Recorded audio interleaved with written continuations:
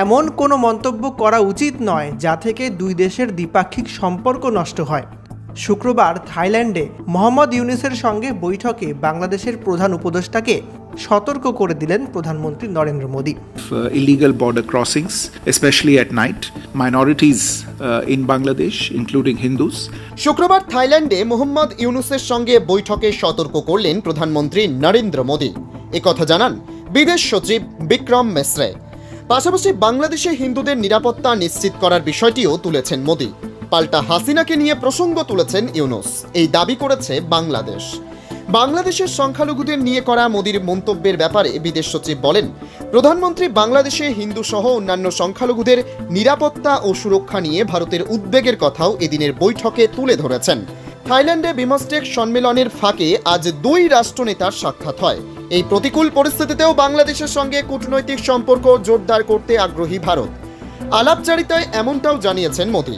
বিক্রম মিশ্রি বলেন, প্রধানমন্ত্রী মোদী একটি গণতান্ত্রিক, স্থিতিশীল, শান্তিপূর্ণ, প্রগতিশীল এবং অন্তর্ভুক্তিমূলক বাংলাদেশের প্রতি ভারতের সমর্থন পুনর্ব্যক্ত করেছেন।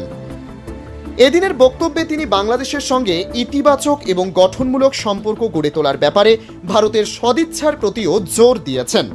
বৈঠকের মাঝেই উঠে আসে হাসিনা প্রসঙ্গ। মোদীকে অনুযোগের সুরে ইউনূস জানান, আওয়ামী লীগ নেত্রী ভারতে বসেই বাংলাদেশে অশান্তি সৃষ্টির চেষ্টা করছেন। এদিনের বৈঠকে সীমান্তে নিরাপত্তার ব্যাপারটিতেও বিশেষ গুরুত্ব দেওয়া হয়।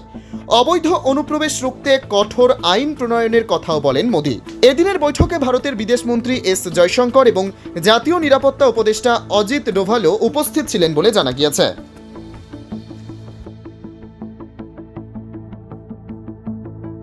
Prime Minister reiterated India's support for a democratic, stable, peaceful, progressive and inclusive Bangladesh.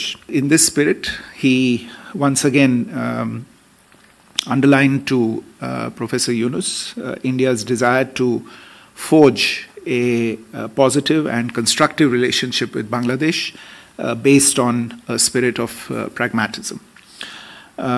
Prime Minister also urged in this regard that any rhetoric that vitiates the environment is best avoided. On the border, strict enforcement of the law and the prevention of illegal border crossings, especially at night, is necessary for maintaining border security and stability. Prime Minister also underlined India's concerns related to the safety and security of minorities in Bangladesh, including Hindus, and expressed his expectation that the government of Bangladesh would ensure their security.